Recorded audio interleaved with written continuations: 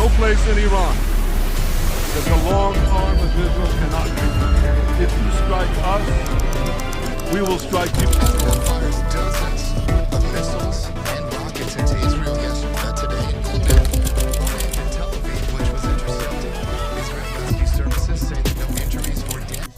नमस्कार दोस्तों, Israel, Iran और हिजबुल्लाह के बीच महासंग्राम युद्ध छिड़ा हुआ है, जिसमें इजराइल हिजबुल्लाह के आतंकी को चुन चुन कर दौड़ा कर मार रहा है।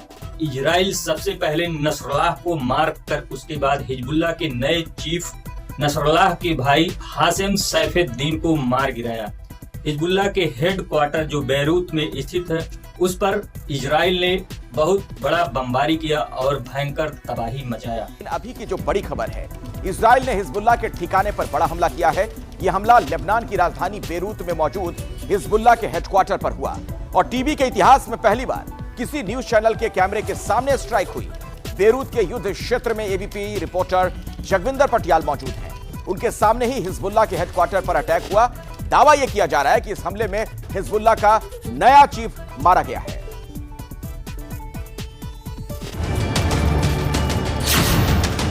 इजराइल ने दो तरह का अटैक किया है। पहला अटैक ये किया गया है कि कैसे लेबनान के जरिए जहां गिर रहे बम वहीं खड़े थे हम। कैसे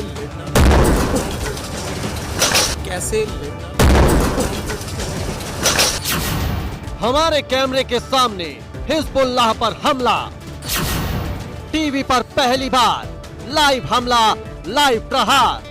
हिजबुल्लाह के गढ़ में घुसकर किस तरह से एयर स्ट्राइक और ड्रोन स्ट्राइक से हिजबुल्लाह के उन सभी अड्डों को तबाह करने का फैसला किया है, ये तस्वीर दिखाने के लिए मैं ताहिद में मौजूद हूँ। इस वक्त दक्षिणी बैरूत यानी राजधानी बेरूत का ये इलाका है और देखिए पूरा बेसमेंट। यहाँ पर 2-3 घंटे पहले एक जबरदस्त रात के अंधेरे में एयर स्ट्राइक किया गया और पूरे बेसमेंट और अब अपार्टमेंट को जमींदोज कर दिया गया। जो शेल्फ गिराए गए हैं ड्रोन्स की तरफ से या फिर जो यहाँ पर मिसाइल फेंकी गई हैं, उसमें से अब भी लाइव धमाके आप देख रहे हैं। लेकिन हम ये तस्वीरें दिखाने के लिए जब रणभूमि में आ जाते हैं तो फिर डरा नहीं जाता। हेडक्वार्टर पर बरसे बम, हिजबुल्लाह का आका खत्म। हम लोग सबसे पहले अपने देश भारत के बारे में चर्चा कर लेते हैं, उसके बाद हम लोग इजराइल, ईरान और हिजबुल्लाह के युद्ध के बारे में चर्चा करेंगे। हमारे देश के 75% लोग इंस्टाग्राम, यूट्यूब, फेसबुक पर रील बनाने और देखने में समय बर्बाद कर रहे हैं। वहीं चीन, जापान, रूस, अमेरिका के लोग शिक्षा, टेक्नोलॉजी, डिफेंस, रिसर्च पर फोकस करते हैं। अगर हमारा भारत शिक्षा पर ध्यान दिया होता तो आज भारत भी एक विकसित देश होता। भारत में 1947 के बाद जो सबसे बड़ा अपराध हुआ वो हमने शिक्षा पर ध्यान नहीं दिया। भारत के साथ ही लगभग चीन, जापान, कोरिया, सिंगापुर, मलेशिया एवं सभी दक्षिण पूर्व एशिया आजाद हुआ था। इन सभी देशों में से भारत शिक्षा को सबसे कम कीमत का समझा। इसीलिए भारत आज आईटी, टेक्नोलॉजी, डिफेंस और सभी सेक्टर में चीन, जापान, रूस, अमेरिका से बहुत पीछे है और हम लोग इन्हीं देशों पर डिपेंड रहते हैं। हम लोग केवल पाकिस्तान से आगे हैं। इसी में हम लोग और हमारा देश खुश हो जाता है। हमारे देश में हिंदू मुस्लिम करने में होड़ लगी हुई है। भारत का आधारभूत शैक्षणिक ढांचा आज भी विश्व के दुर्बलतम में से एक है। इसी का नतीजा है कि आम भारतीय बहुत अनपढ़ हैं। हमारे देश में सरकार शिक्षा के बजाय पाखंडी फर्जी बाबाओं एवं अंधविश्वास फैलाने वाले को रोकने के बजाय बढ़ावा देती है। अगर अज्ञानता हटा दिया जाए तो सरकारें भी तो गिर जाएंगी। इसीलिए हमारा देश टेक्नोलॉजी में बहुत पीछे है। आने वाले समय में चाइना चाहे तो हम लोगों के घर घर में ब्लास्ट कर सकता है, क्योंकि हमारे देश में प्रत्येक घर में चाइना का कोई ना कोई इलेक्ट्रिक डिवाइस इस्तेमाल हो रहा है। अब हम भारतीय लोगों को और हमारे सरकार को समझने की जरूरत है। जब लेबनान में पेजर, मोबाइल, वॉकी टॉकी और सोलर प्लेट में इजराइल ब्लास्ट कर सकता है, तो हम लोगों को के mobile, laptop, TV, AC, fridge और बहुत सारे इलेक्ट्रॉनिक डिवाइस को चाइना से मंगाया जा रहा है। इसी सब डिवाइस के जरिए कभी भी चाइना हमारे भारत पर भी अटैक कर सकता है। इसी खतरे को ध्यान में रखते हुए भारत सरकार को चीन के सभी सामानों को बैन कर देना चाहिए, नहीं तो आने वाले समय में चीन कभी भी डिवाइस के जरिए अटैक कर सकता है। इसीलिए मोबाइल, टीवी, लैपटॉप, एसी एवं सभी डिवाइस को भारत को स्वयं बनाना चाहिए, लेकिन हमारी सरकार पता नहीं क्या कर रही है।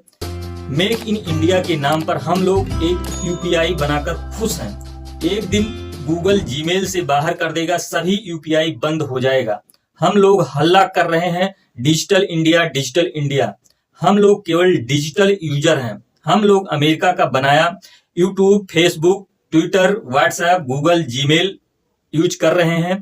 भारत का अपना इसमें से कोई सोशल मीडिया प्लेटफॉर्म नहीं है। अमेरिका बंद करेगा तो रूस की तरह हमारे भारत की भी हालत खराब हो जाएगी और हमारे सभी जो डिफेंस के या देश की आंतरिक मामले होते हैं इसको भी लीक होने का खतरा रहता है, क्योंकि हम लोग अमेरिका के प्लेटफॉर्म पर सारा काम कर रहे हैं। इन सभी को देखते हुए हम लोगों को भी आईटी के क्षेत्र में, डिफेंस के क्षेत्र में, टेक्नोलॉजी के क्षेत्र में बहुत बड़ी काम करने की जरूरत है और दूसरे देशों पर डिपेंड रहना बहुत ठीक नहीं है।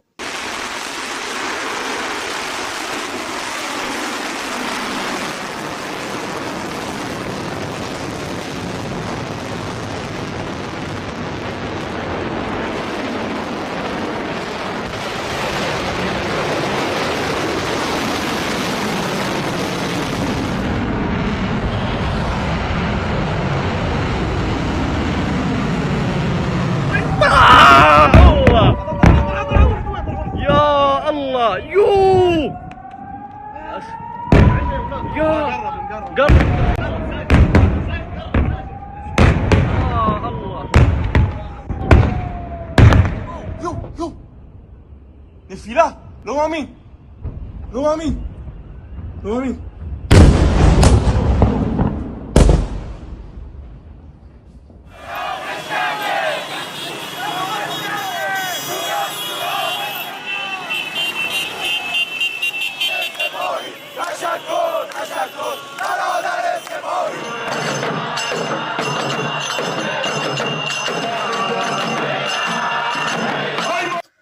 अब इजराइल ईरान पर बहुत बड़ा अटैक करने वाला है, क्योंकि ईरान ने लगभग 200 बैलिस्टिक मिसाइल इजराइल पर फायर किए हैं, लेकिन इजराइल का एयर डिफेंस सिस्टम लगभग 95 से 98% मिसाइलों को हवा में ही ध्वस्त कर देता है।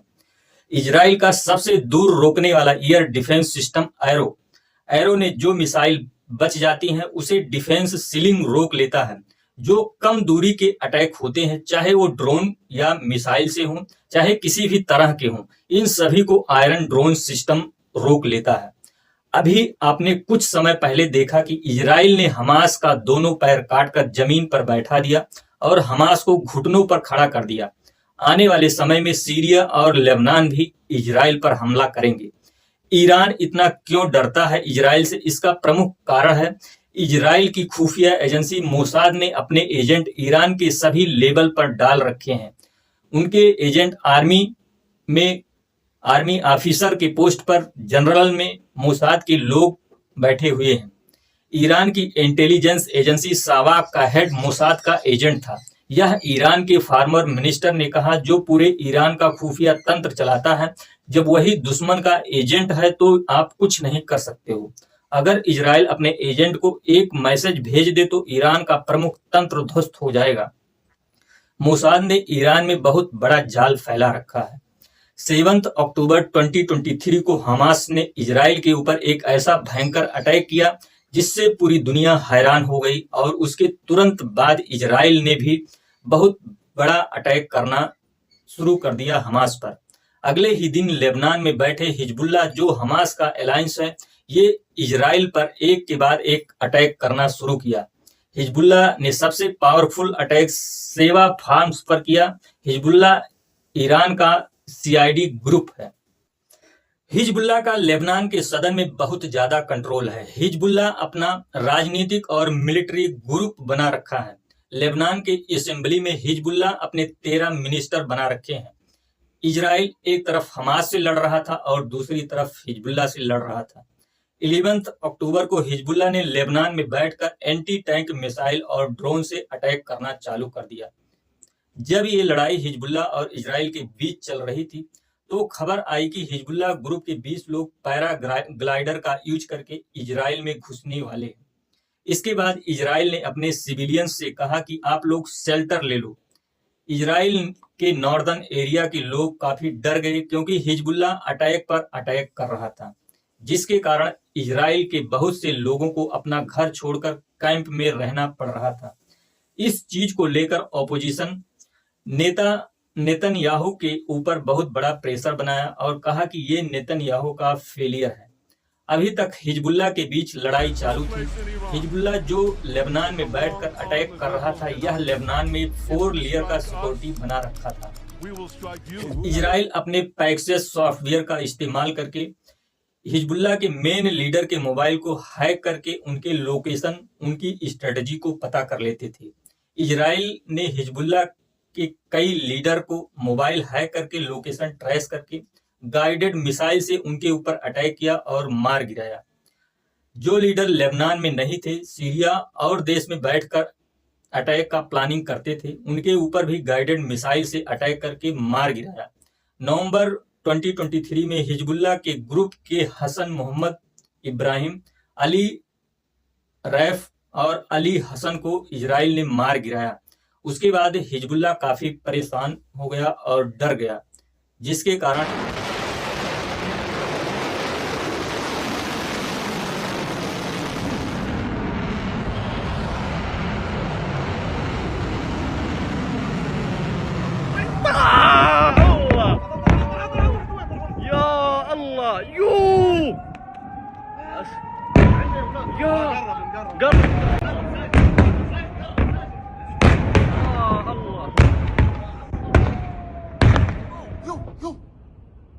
نفيلة لو امين لو امين لو امين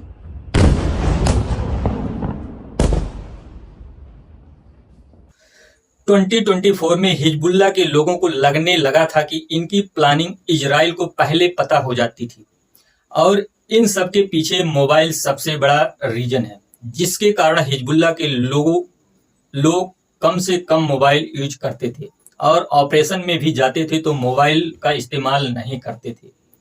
मोबाइल हिजबुल्लाह के लिए बहुत बड़ी सिरदर्दी बन गई थी क्योंकि इनकी सारी प्लानिंग लीक हो जा रही थी।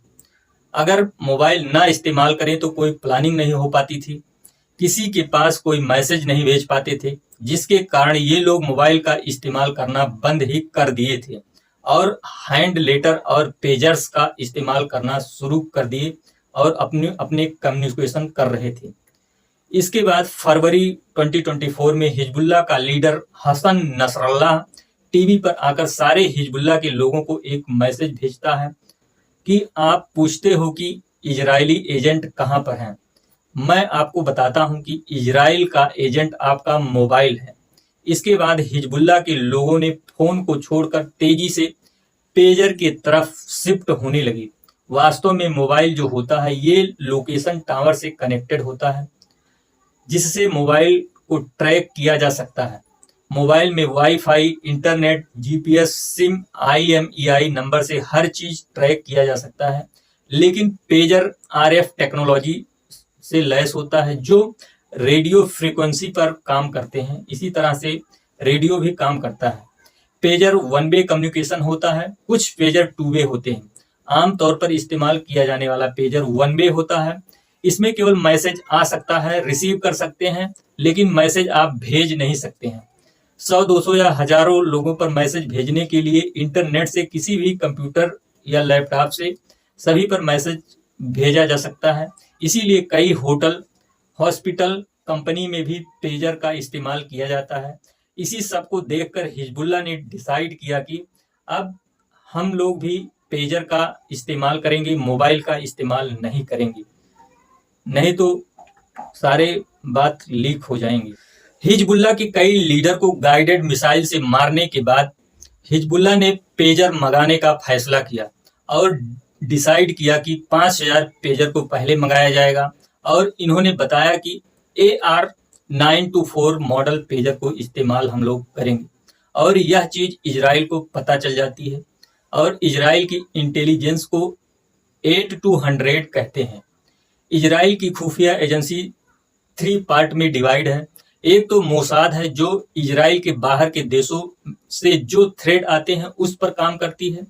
दूसरा है सिन बेट, इसे सब्बा भी कहते हैं, यह इजराइल की इंटरनल सिक्योरिटी पर काम करती है। तीसरी है हियल ममोदीन, ये इजराइल की मिलिट्री इंटेलिजेंस है। इसी की एक यूनिट है समो मताइम, जिसको ये लोग 8-100 बोलते हैं। ये यूनिट सिग्नल और साइबर अटैक में एक्सपर्ट होते हैं। ये लोग फ्रेज मोबाइल कंप्यूटर को हैक करने में एक्सपर्ट होते हैं। 2020 में इजराइल ने ईरान के न्यूक्लियर साइंटिस्ट को सैटेलाइट के थ्रू रिमोट गन से मार गिराया था। हिजबुल्लाह के पेजर वाला टास्क 8-100 टास्क टीम को दिया गया था और यही टीम ने टारगेट किया था। जब इस यूनिट को ये टास्क मिला तो इनको ये चीज पता था कि हिजबुल्लाह को कई हजार पेजर की जरूरत पड़ेगी। और कुछ समय बाद पता चलता है कि गोल्ड अपोलो कंपनी से पेजर हिजबुल्लाह लेबनान में पहले मंगाया था। हिजबुल्लाह को यूएस, जापान और यूरोपीय कंट्री ने आतंकी घोषित किया हुआ है, जिसके कारण गोल्ड अपोलो कंपनी जो ताइवान में है, यहाँ से हिजबुल्लाह को पेजर मंगाने में आसानी था। इजराइल को पता चल जाता है कि हिजबुल्लाह गोल्ड अपोलो से पेजर को मंगाने का डील कर रहा है। इजराइल गोल्ड अपोलो कंपनी में अपना लिंक किसी तरह से करना चाहता है, लेकिन यह दुनिया की बहुत बड़ी पेजर कंपनी थी, इसमें घुसना इतना आसान नहीं था। अब इजराइल क्या करता है, हंगरी की कैपिटल बुडापेस्ट में BAC कंसल्टिंग नाम से एक कंपनी खोली और कंपनी की CEO क्रिस्टियाना वारसोनी को बनाया गया। क्रिस्टियाना का जब रिज्यूमे निकाला गया तो झूठ पकड़ा गया। इसमें दिखाया गया कि इंटरनेशनल एटॉमिक एनर्जी की प्रोजेक्ट मैनेजर हैं, जबकि यह भी झूठ था। अभी इस समय 2 लोगों का नाम आया है। पहला है क्रिस्टियाना, दूसरा है भारतीय मूल के रिंसन होजे जो केरला से नॉर्वे माइग्रेट हो गए थे। पेजर के डील में इनका भी नाम आया, जो इनकी कंपनी है नोटा ग्लोबल लिमिटेड के थ्रू 1.6 मिलियन यूरो पहुंचा है इजराइल को हेल्प करने के लिए। इसीलिए इंडिया की पुलिस वायनाड केरला के अंदर रिंसन होजे की इंक्वायरी स्टार्ट कर दी है। इजराइल ने कई देशों में सेल कंपनी बनाई, जिसके थ्रू ताइवान की कंपनी गोल्ड अपोलो से इसने कांटेक्ट किया, क्योंकि इजराइल जानती थी कि हिजबुल्लाह अपने लिए पेजर गोल्ड अपोलो कंपनी से मंगाता है। इसीलिए इजराइल बुडापेस्ट का क्लाइंट बनके पहुंचते हैं ताइवान कंपनी गोल्ड अपोलो में। ये अपनी मीटिंग फिक्स करते हैं और गोल्ड अपोलो को एग्री कर लेते हैं कि गोल्ड अपोलो अपना ब्रांडिंग नाम BAC कंपनी को इस्तेमाल करने देंगे, जिसमें यह था कि BAC कंसल्टिंग अपने खुद के AR-924 पेजर डिवाइस खुद ही बनाएगी, बस केवल पेजर डिवाइस के ऊपर गोल्ड अपोलो का लेबल लगाएगी। गोल्ड अपोलो को बिल्कुल भी पता नहीं था कि BAC इजराइल की कंपनी है। गोल्ड अपोलो को कुछ पता नहीं था कि उनके साथ हो क्या रहा है। उन्होंने सोचा कि बस नाम ही यूज करना है, इसके बदले अच्छी प्रॉफिट मिलने की वजह से डील मना नहीं कर पाते हैं और एग्रीमेंट साइन कर देते हैं। और जैसे ही साइन हुआ तो अब BAC कंपनी का पेजर अब बन गया गोल्ड अपोलो का पेजर, और यही चीज इजराइल चाहता था। BAC कंपनी पेजर बनाकर गोल्ड अपोलो का लेबल लगाकर मार्केट में सेल करना चालू कर दिया, और ये अपने मेन क्लाइंट हिजबुल्लाह का घात लगाकर इंतजार कर रहे थे कि कैसे भी करके हिजबुल्लाह को अपना पेजर जो गोल्ड अपोलो का लेबल लगा हुआ है इनको बेचते हैं। हिजबुल्लाह ने पहले गोल्ड अपोलो के पेजर खरीदे थे, जिसके चलते हिजबुल्लाह ने BAC कंसल्टिंग कंपनी को 5000 पेजर का ऑर्डर कर दिया। पहली बार में 3000 पेजर पहुंचने थे हिजबुल्लाह के पास, और दूसरा बार में 2000 पेजर हिजबुल्लाह के पास में पहुंचने थे। 3000 पेजर तो हिजबुल्लाह के पास में पहुंच चुके थे।